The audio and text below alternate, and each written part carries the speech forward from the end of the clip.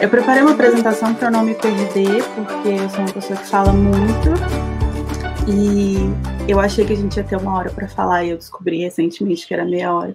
Então eu tentei me organizar para não passar do tempo e não atrapalhar muito o rolê. Mas enfim, a minha pesquisa, então, ela tem se desenvolvido nos últimos mais ou menos 10 anos, assim, ela vem evoluindo, mudando de uma coisa para outra, desde que eu comecei a pesquisar livro impresso na Letras até o momento que eu estou no meio do doutorado. E atualmente eu tenho pensado o mercado editorial e basicamente a recepção de livros impressos na internet e algumas coisas como performance de leitura, construção da imagem de leitor, e como que a crítica de internet, né, o que eu atualmente estou chamando de crítica de internet, que seriam esses produtores de conteúdo literário na internet, como que o surgimento e o crescimento deles tem impactado não só no mercado, mas na própria produção dos livros, né, como que isso tem chegado mesmo na cadeia produtiva dos livros antes de fechar um projeto para ir para a gráfica e tal. Então, eu fiz essa apresentação aqui bem no climinha da pesquisa. Então, acho que antes eu dividi em 3 partes. A primeira parte eu quero falar sobre o livro na internet. E, basicamente, a gente entende que até a década de 90, mais ou menos, o espaço da crítica sobre livro, a crítica literária, e não só a crítica especializada, mas o comentário sobre livros, né, ele se situava basicamente na academia, de uma forma mais especializada, e na mídia, na grande mídia, nos jornais e revistas, para atingir um público maior, né, um público não tão especializado. Então, às vezes você tinha um crítico literário que publicava artigos sobre determinado conteúdo, e quando era para fazer uma divulgação de um livro e tal, ele fazia uma resenha, uma crítica que era publicada num jornal impresso, como, sei lá, o Globo, Folha de São Paulo, esse tipo de coisa. Isso ainda acontece, né, ainda tem esse tipo de publicação.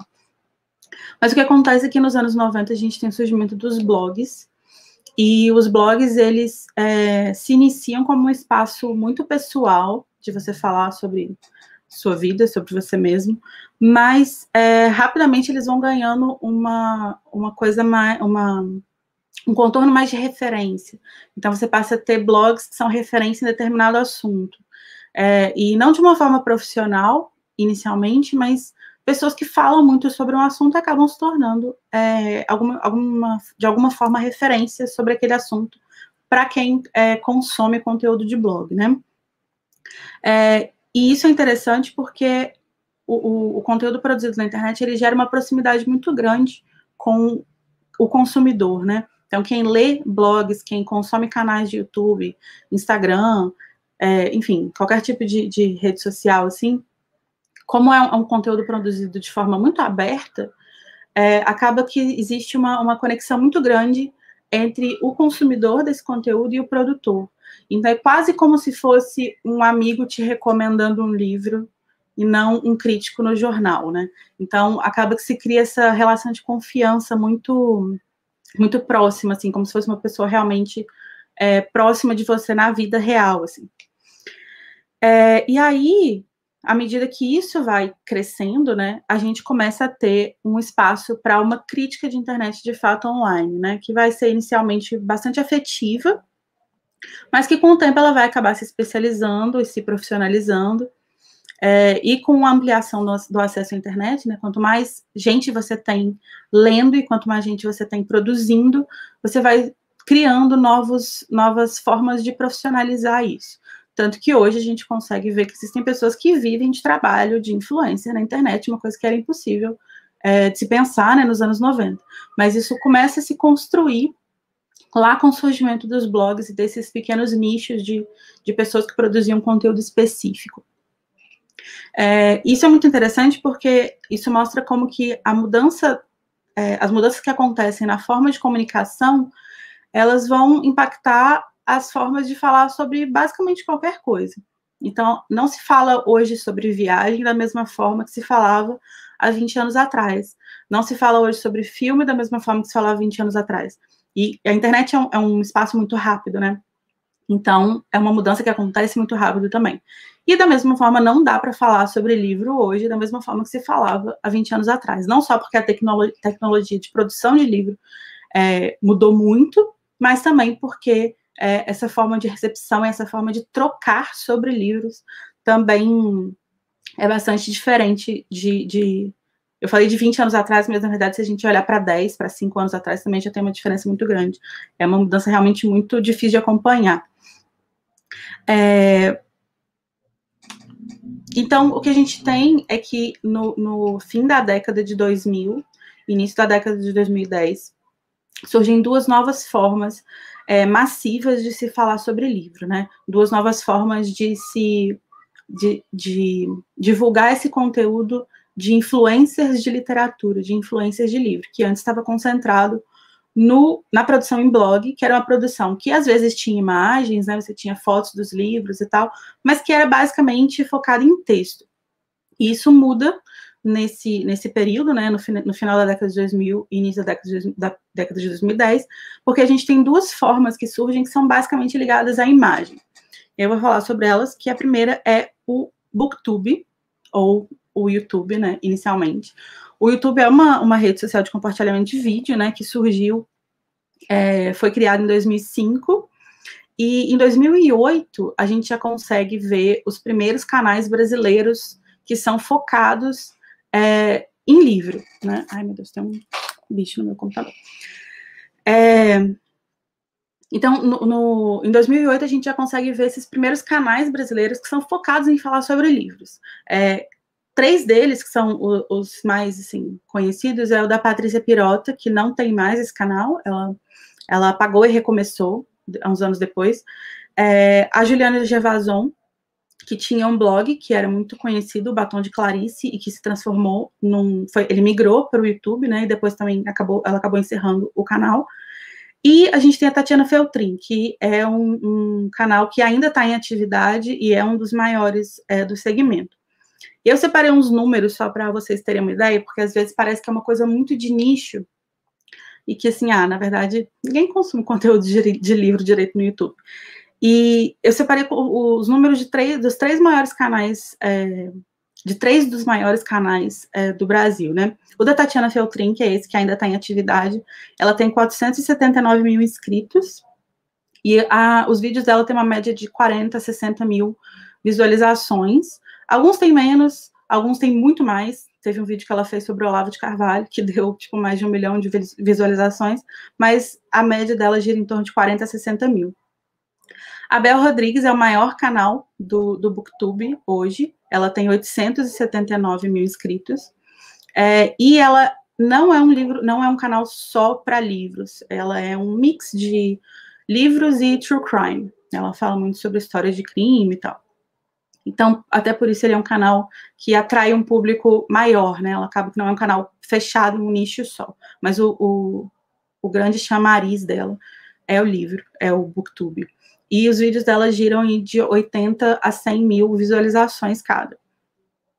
E a gente tem a Pan Gonçalves, que é uma escritora também, ela é autora, publica livros para jovens, e ela tem 331 mil inscritos, e os vídeos dela giram ali de 30 a 50 mil visualizações. No caso da Pan Gonçalves, eu separei ele de exemplo principal, porque ela tem um caso que ocorreu em 2019, que foi muito interessante. Eu vou colocar a foto, esse print aqui do canal dela com esse livro, Flores para Algernon. E só para já exemplificar, essa é a postura corporal que se tem no Booktube. Quando se vai falar sobre um livro, você vai ficar de frente para a câmera. Então, até como eu coloquei aqui, né, uma premissa muito simples, basta ter uma pessoa, um livro e uma câmera para criar esse conteúdo. E essa postura que inclusive é normalmente o print que vai ser levado para as thumbnails, né, que são essas miniaturazinhas que ficam com o título do vídeo, ela sempre vai ser essa postura padrão, que é a pessoa segurando o livro, né, exibindo o livro do seu lado, assim. Isso é interessante porque você coloca em evidência não só o nome do livro, você não está falando só sobre o livro, você está mostrando o livro, né? É quase como se o seu canal fosse uma estante numa livraria, numa biblioteca. E eu separei esse caso aqui de exemplo, porque eu acho interessante que esse livro era um livro, ele foi publicado pela editora Aleph, e ele era um livro que tinha uma taxa de vendas normal, nada exorbitante, também não tinha sido um fracasso, mas ele vendia, ele estava se mantendo no mercado, até que a Pan Gonçalves fez esse vídeo. E como eu falei, a média de visualização dos vídeos dela é de 30 a 50 mil, mas se a gente olhar aqui embaixo, dá para ver que esse vídeo tem 300 mil visualizações. Ele cresceu muito, porque esse é um vídeo que é um vídeo muito pessoal, em que ela conta uma história do irmão dela, e como que esse livro tocou ela de uma forma muito pessoal, por causa de uma história da vida dela. E esse é um tipo de vídeo que costuma se espalhar mais, né? Costuma viralizar mais. E ele foi um vídeo que foi crescendo, e aí se a gente olhar aqui nesse mesmo print, dá para ver que tem aqui mais uma pessoa, mais outra pessoa, mais outra pessoa, falando sobre esse livro. Se você jogar Flores para Algernon no YouTube, você vai ver a quantidade de vídeos que tem de pessoas falando sobre esse livro. E todos eles foram publicados, a grande maioria deles foram publicados depois do vídeo da Pan Gonçalves, né? E o que aconteceu foi que o livro que estava tendo uma venda normal deu um boom, né? E ele teve que ser reimpresso. E o editor da Aleph, né, o Daniel Lameira, ele fala que esse vídeo da Pan Gonçalves mudou a forma como eles lidavam com a publicação e com a relação deles com booktubers. E tanto que depois eles fizeram uma campanha de lançamento de um outro livro em que eles convidaram vários booktubers para fazer um vídeo falando de forma pessoal, nesse mesmo tom, levando para a sua vida, né, uma coisa mais íntima, assim, porque eles perceberam que isso tocava muito os leitores e fazia muitas pessoas comprarem. E esse livro foi, assim, para lista de mais vendidos e ficou lá por um bom tempo, assim.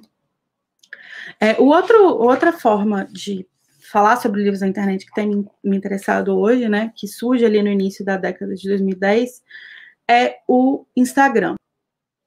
E o Instagram, né, o Bookstagram, que é uma hashtag que surgiu dentro do Instagram para reunir pessoas que falavam sobre livro, né, ele é muito interessante porque, bom, o Instagram é uma rede social baseada em imagens, né, ele é uma rede feita para compartilhar fotos, para se falar sobre fotos, ou nem precisa nem falar, você pode só postar a foto, não precisa falar nada.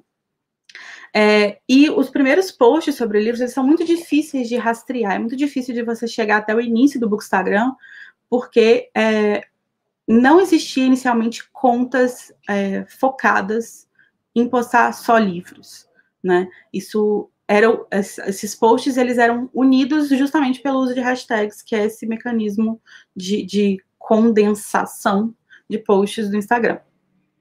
E foi quando surgiu essa hashtag, né, Bookstagram, que seria o Instagram de livros. E o que é interessante no Bookstagram é que ele vai recorrer depois que ele deixou de ser só uma hashtag, né, se tornou um nicho de fato. Então hoje você tem milhares de contas do Instagram que são dedicadas a falar sobre livro, a postar fotos de livros, e são fotos de livros que muitas vezes vão ser simples, básicas, focadas só na capa do livro, mas muitas vezes também vão ser mais complexas e vão trazer até um conceito. A gente tem Instagrams muito conceituais relacionados a publicar livros. Antes de eu mostrar um exemplo para vocês, eu vou citar 3 contas. Uma da própria Tatiana Feltrin, que tem o YouTube, né? Ela também tem o Instagram, e ela tem 127 mil seguidores lá. Tem uma outra conta, que é o Ler Antes de Morrer, que também tem um canal no YouTube, também é um canal muito grande, na faixa de 500 mil inscritos, que é da Isabela Lubrano. que tem 111 mil seguidores no Instagram.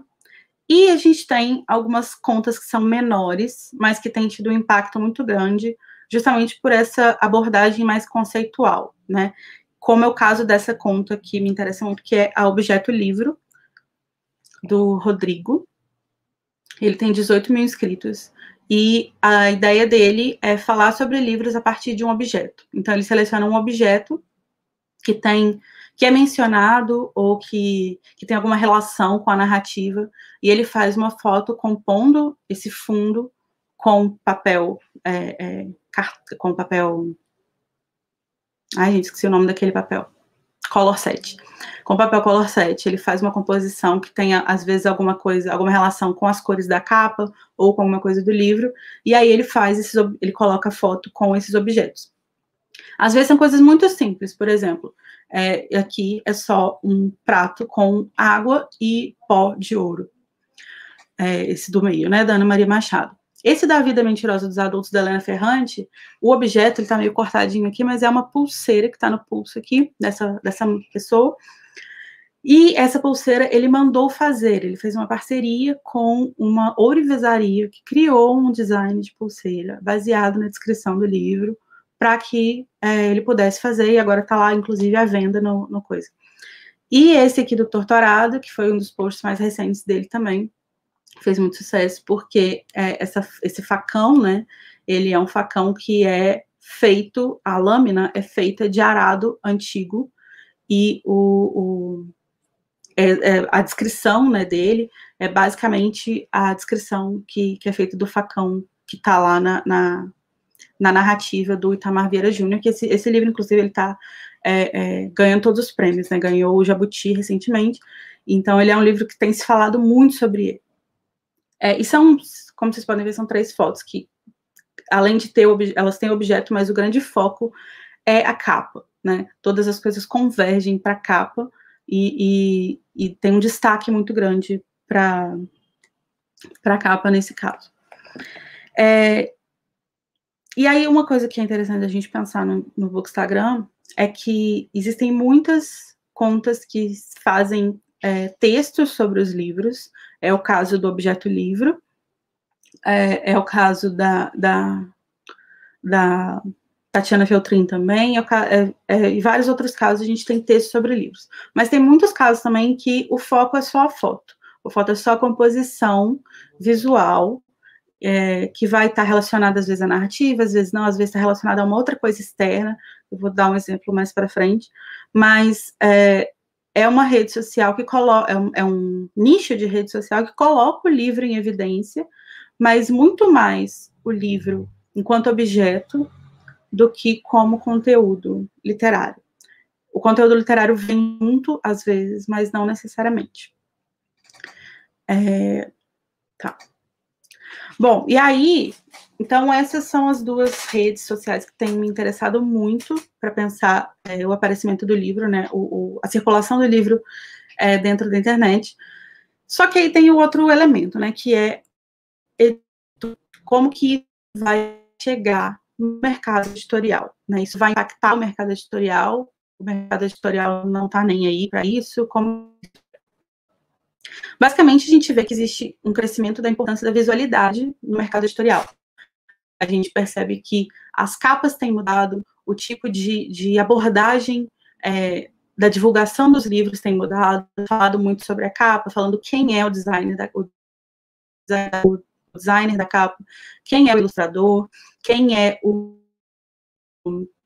o responsável pelo projeto gráfico, e muito foco na materialidade, né? Olha, essa sessão aqui é com capa dura, olha, essa sessão aqui é um papel amarelado. Isso era uma coisa que a gente não via antes, a não ser em edições especiais.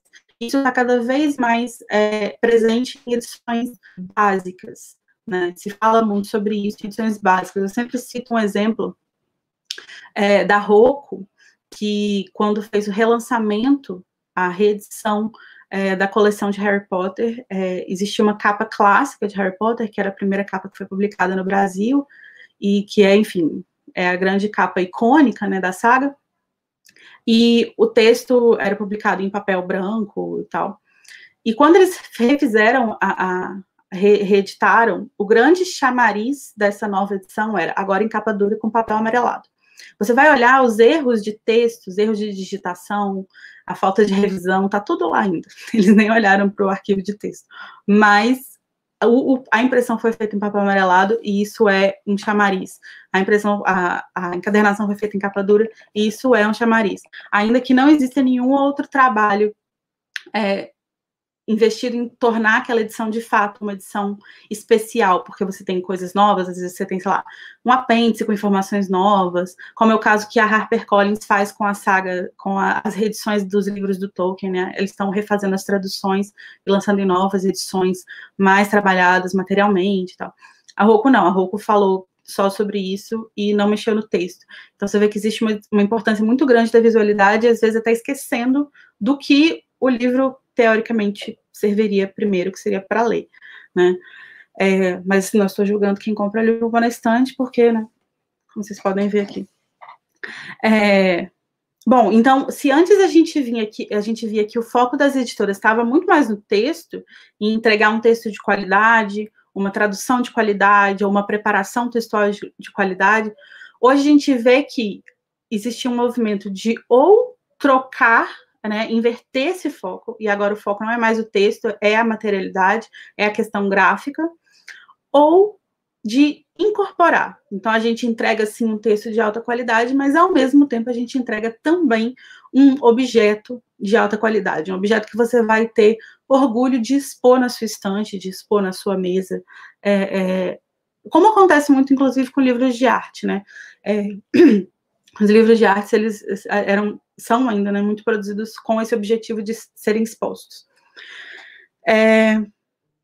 Bom, e aí, esse foco, essa mudança de foco, né, ela vai acontecer não só na produção, então existe essa preocupação desde o início, como também na divulgação, né, como eu falei, o caso da Roku, mas também por meio das parcerias, né, as editoras têm muitas parcerias com os booktubers, com os bookstagramers, em que eles enviam os livros para que essas pessoas falem ou mostrem, e são parcerias, às vezes são parcerias de parceria mesmo, de eu te mando, você vai ter o livro de graça, e você posta, mas esses espaços também podem ser comprados, então você quer uma resenha do livro que a sua editora vai lançar no meu canal, que tem 500 mil inscritos, então você vai pagar um post de R$2.500, eu vou fazer a resenha, e tudo certo. Ou não, você quer uma coisa mais barata, então, ó, você me paga 1.200, eu vou fazer um story, que vai sumir ali em 24 horas, mas ele vai ser divulgado para um número X de pessoas, você vai ter algum resultado e tal. Então, realmente se tornou uma estratégia de marketing, não só investir nessa materialidade, mas investir na forma como essa materialidade vai ser exposta na internet. Isso realmente existe um retorno financeiro para a editora, né? E existe um retorno de readequação das capas, da produção das capas, né? Eu vou mostrar 3 exemplos aqui, porque eu imagino que eu já esteja com o tempo acabando.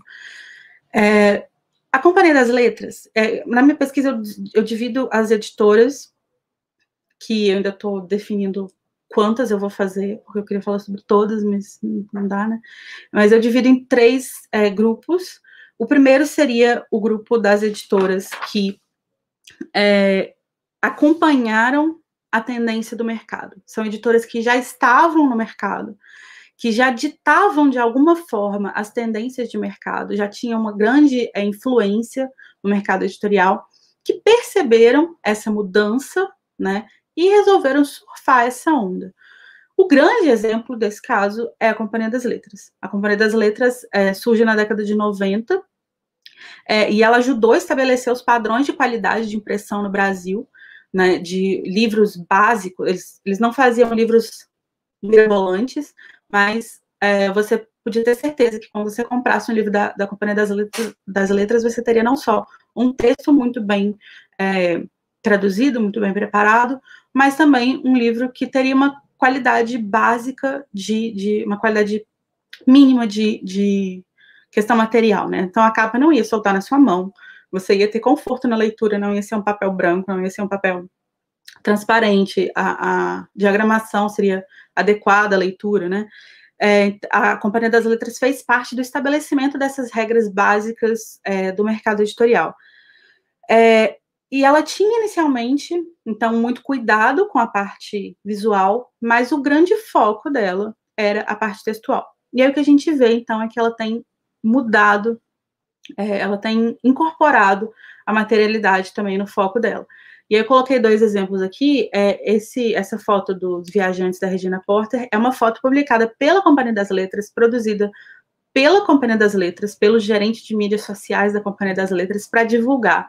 E ela é uma foto que não é só a capa do livro, né? Ela tem um banquinho aqui, você tem uma combinação de tons de cor entre a capa e o resto da foto e tal. E essa edição aqui do A Fazenda dos Animais, do George Orwell, que foi lançada recentemente, que ela também ai, perdi a palavra. Embodies, tipo, ela exemplifica essa conjunção de coisas, porque ela é um livro que é uma tradução refeita, que eles, inclusive, arriscaram, mudando o título, a tradução tradicional do livro, né? O livro chama Animal Farm em inglês, mas ele sempre tinha sido traduzido como A Revolução dos Bichos, para o português. E aí eles refizeram a tradução, apostaram, inclusive no falatório que iria gerar, mudar o nome para Fazenda dos Animais, contrataram um dos grandes tradutores do Brasil hoje, que é o Paulo Henriques Brito, e também fizeram um trabalho gráfico primoroso, assim, com a capa dura, a gente tem esse corte pintado aqui, ele é um livro que ele é todo ilustrado por dentro também, então a gente tem esse investimento muito, muito grande na materialidade, ao mesmo tempo que investe também na questão textual.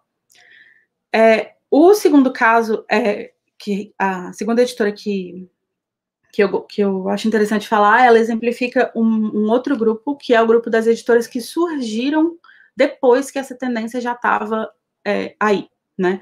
A editora Antofágica publicou o primeiro livro dela em 2019, que foi A Metamorfose, e desde então eles já publicaram 13 livros, e o 14º está em pré-venda já, e é uma editora que trabalha só com livro que já está em domínio público, então eles não têm preocupação de comprar direito de livros, economizam nisso e investem o dinheiro em outras coisas.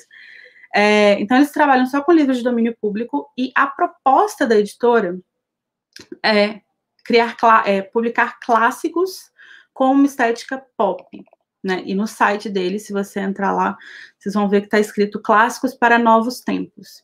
Então, eles pegam livros clássicos, só assim de cabeça citando, né? Aqui a gente tem o Drácula e o Grande Gatsby, mas eles publicaram já Dom Casmurro, Memórias Póstumas de Brás Cubas, o que está em pré-venda é o Tristinho de Policarpo Quaresma, publicaram a Metamorfose, o que mais? O Sofrimento do Jovem Werther, Mrs. Dalloway. Então, são todos livros clássicos que têm uma grande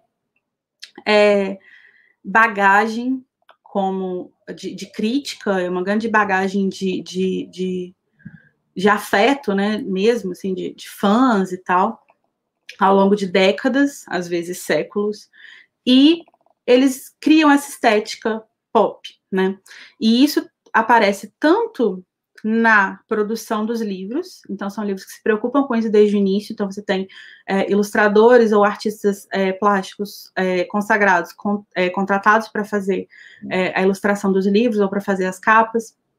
A gente tem uma preocupação muito grande com a produção da capa em si, a produção do projeto gráfico todo, e, ao mesmo tempo, a gente tem também um apelo ao público desses influencers de livros, porque todos os livros deles vêm com 3 ou 4 textos de apresentação, normalmente são um texto de apresentação e 3 pós-fácios ou 2 pós-fácios, em que eles trazem tanto textos de acadêmicos, especialistas naquele livro, ou naquele autor, ou em alguma coisa que toca aquela questão, quanto textos de pessoas da internet. Então, a gente tem, por exemplo,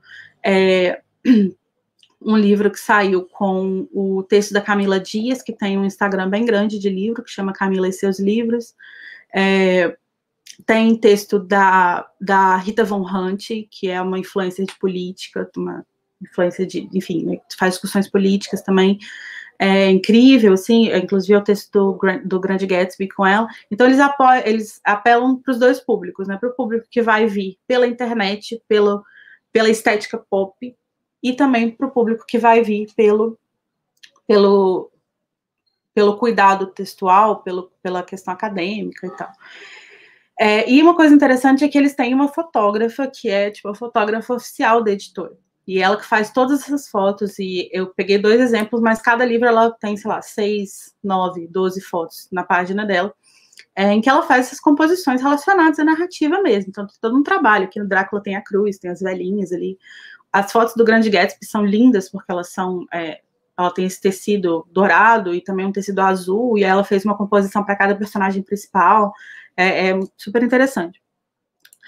E o último caso, que eu acho interessante falar, que talvez seja o que mais me interessa hoje, é a Martine Claret, que é uma editora que foi fundada na década de 70, e ela é conhecida por lançar livros clássicos, né, em edições de bolso. Acho que todo mundo aqui já leu, já teve o Martine Claret, e muitos de nós também já evitou comprar, já evitaram comprar um livro da Martine Claret, porque é uma editora que tem um grande problema, assim, tinha um grande problema, que é acusações de plágio, de tradução, o texto extremamente truncado, sem revisão, sem preparação, sem nada. Então, era uma editora que pecava na questão textual e também na questão gráfica, né? A coleção mais famosa dela é a Obra-Prima de Cada Autor, então ela publicava grandes clássicos da literatura. Acho que os mais famosos são os do Dostoiévski e da Jane Austen, são muito famosos, assim, com ilustrações, assim, bastante questionáveis, que muitas vezes não tinha muito a ver com a narrativa, nem com o tom da narrativa, né? Então, eu lembro que tem do Crime e Castigo, que você tem um livro super pesado, né? Bem denso, assim, é uma ilustração super colorida, feliz, assim, as pessoas rindo, né, capa. Então, tem uma desconexão ali. E aí, o que acontece? A editora que chegou a ser ameaçada de ser fechada por causa desses processos de plágio. E aí, por volta ali de 2012, que foi mais ou menos quando isso aconteceu, eles fizeram uma revolução na editora, e a gente teve essa mudança aqui. Esse é o livro aqui do Dostoiévski, O Idiota. Essa é a capa antiga da coleção Obra-Prima de Cada Autor. E essa é a capa nova, que inclusive essa é, sei lá, terceira capa diferente do Dostoiévski, que eles lançaram desde 2013.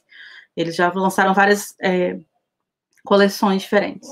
Então, você tem uma capa que apela para uma coisa mais tipográfica, né? Bem o oposto da capa anterior. Então, você não tem nenhuma foto, você não tem nenhum desenho, nem nada, você tem só essa coisa tipográfica, esse trabalho tipográfico. E essa foto não foi produzida pela editora, mas ela é usada pela editora no Instagram para divulgar o livro. Então, algum influencer publicou, algum bookstagrammer publicou, e eles também nesse processo de parceria, né, para refazer essa reputação deles dentro do mercado, usam isso. E esse outro caso aqui do Orgulho e Preconceito, a Jane Austen, que era essa ilustração aqui da direita, e eles refazem, né, republicam com essa estética pop, que a gente poderia dizer também. Inclusive, tem um post no blog deles em que eles explicam o processo de composição dessa edição, e eles falam que a grande inspiração para a criação dessa capa foi a cultura de bullet journal, que é uma coisa muito ligada à internet, né? A Pinterest, We Heart, essas coisas, Tumblr, e aí você tem, tipo, colagens, né?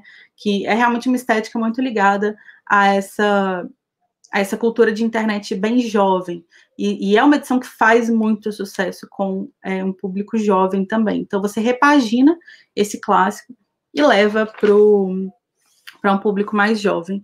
E aí eu acho interessante como que essa editora está, na verdade, usando essa questão gráfica para se refazer no mercado, né? Era uma editora que já tinha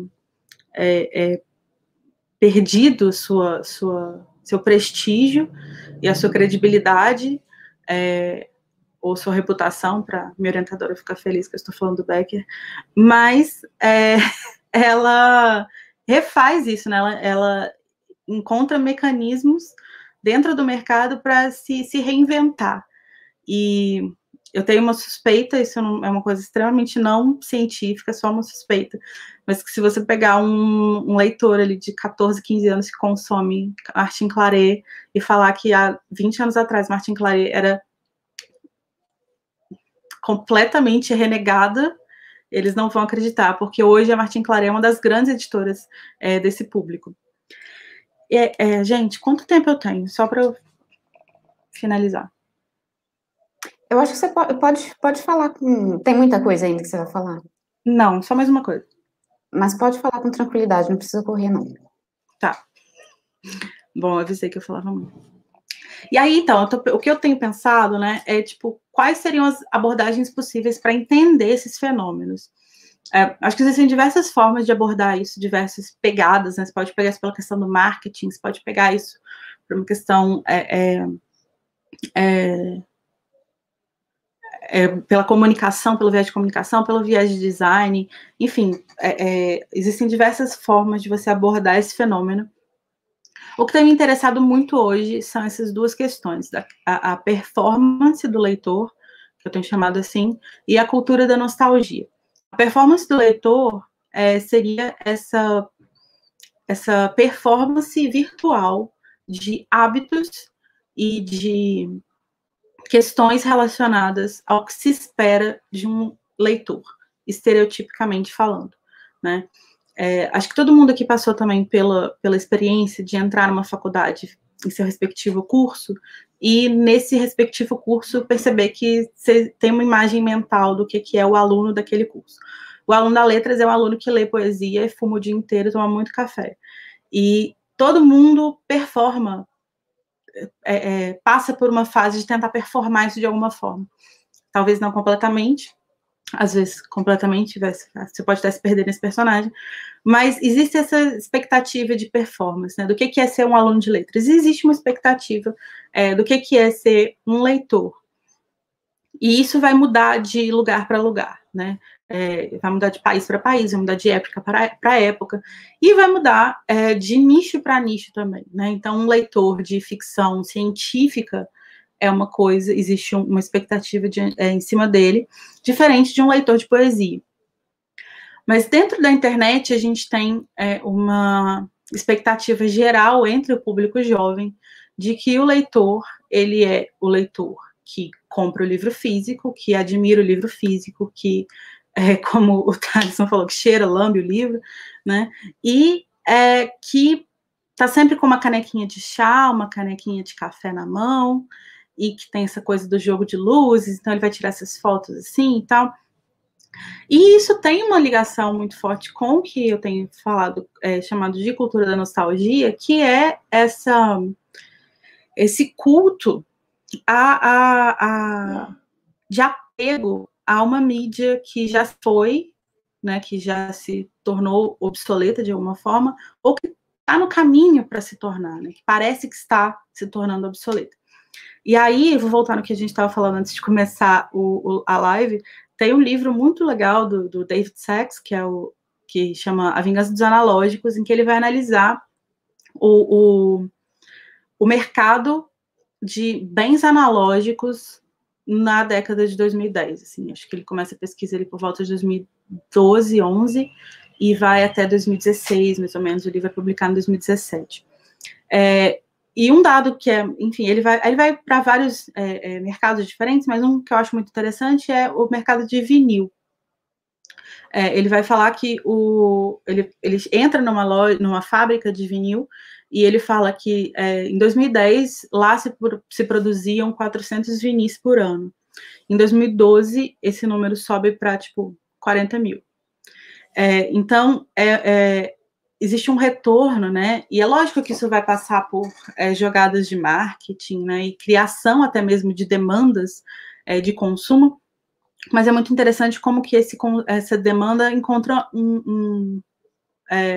ela ecoa, né? Ela reverbera no público. Né? O público está ali, o público responde de forma positiva, em boa parte, né? A essa ideia. Então, se há 5 anos atrás você achava absurdo comprar um vinil, porque, né, o YouTube está aí para você ouvir música, hoje já não é tão absurdo assim.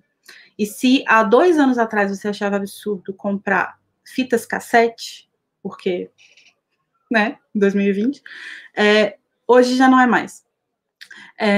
Então você vai surgindo essa demanda e essa oferta novamente e esse ciclo vicioso, né? Surge a demanda, surge a oferta, aí tem oferta, vai surgindo mais demanda e mais oferta, e você vai criando essa cultura da nostalgia, que se volta para objetos que seriam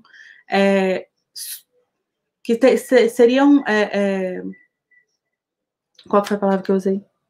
Obsoletos hoje, mas que por algum motivo eles trazem uma carga afetiva, principalmente. Isso vai acontecer, então, com foto, isso vai acontecer com livro físico, isso vai acontecer com filme, até com livrarias, né?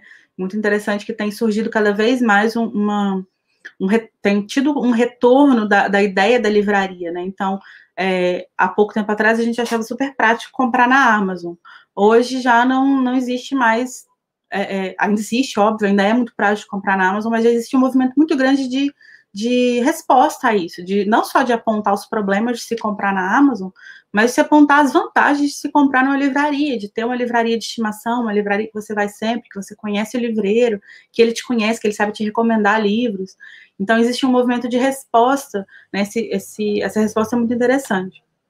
E aí, só para fechar, né, essa coisa da performance de leitura, que é um movimento que eu tenho acompanhado na internet, que eu fico fascinada, assim, se deixar, eu faço 5 doutorados só para continuar falando das coisas, ou nunca defendo, né, vou só pesquisando, que é a Dark Academia, que é uma coisa um pouco mais recente, eu não sei se vocês conhecem.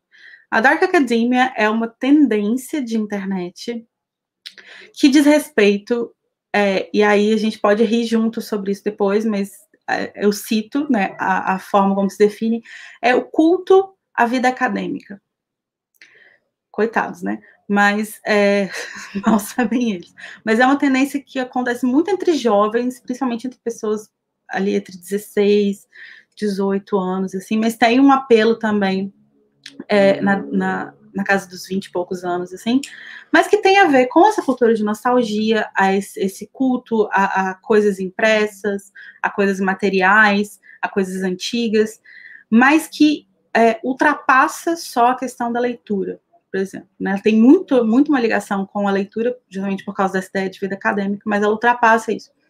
Então você tem, inclusive, roupas que traduzem um certo coisa de Dark Academia. Então, se você é Dark Acadêmica de tal tipo, você usa roupa tal. Se você é de tal tipo, você usa roupa tal. E aí eu digo assim, tanto tipo de roupa, quanto cor de roupa, quanto tecido da roupa. Os filmes que você consome também, existem filmes que são diretamente ligados à Dark Academia, como Sociedade dos Poetas Mortos. E existem livros, né? Um deles, inclusive, tá aqui, que é o da Donna Tartt, A História Secreta, que eles chamam de Bíblia da Dark Academia. E existe o tipo de foto que você tira, né? Que é basicamente esse tipo que eu coloquei aí, que são fotos amareladas, com uma iluminação natural. O amarelado da foto sempre combina de alguma forma com o amarelado das páginas dos livros, então sempre vai ter o livro aparecendo ali de alguma forma. Às vezes ele é aberto, né? Você nem vê a capa. Então, passa a ser um culto não só à capa do livro, né? Uma tentativa de exibir não só a capa do livro, mas de simplesmente mostrar que você está com um livro em mãos. Simplesmente mostrar que você está performando esse leitor ideal, né? Veja bem como é meu quarto, bem Dark Academia, com páginas coladas nos livros, nas paredes e tal. Então, assim, não sei se ficou confusa essa parte final, porque é uma coisa que eu tenho pensado muito recentemente, assim. Mas acho que basicamente a gente pode dizer que existe, sim, uma nova forma de performar a leitura na internet, que tem um impacto muito grande no mercado, né? E que está ligada à visualidade. Às vezes ela vai estar ligada a uma visualidade que vai impactar nas vendas diretamente, ou às vezes ela vai ser uma visualidade que está muito mais ligada a uma performance que diz quem você é ou deveria ser, mas de alguma forma essas coisas estão conectadas, né? E a materialidade é meio que o fio que conecta todas essas coisas.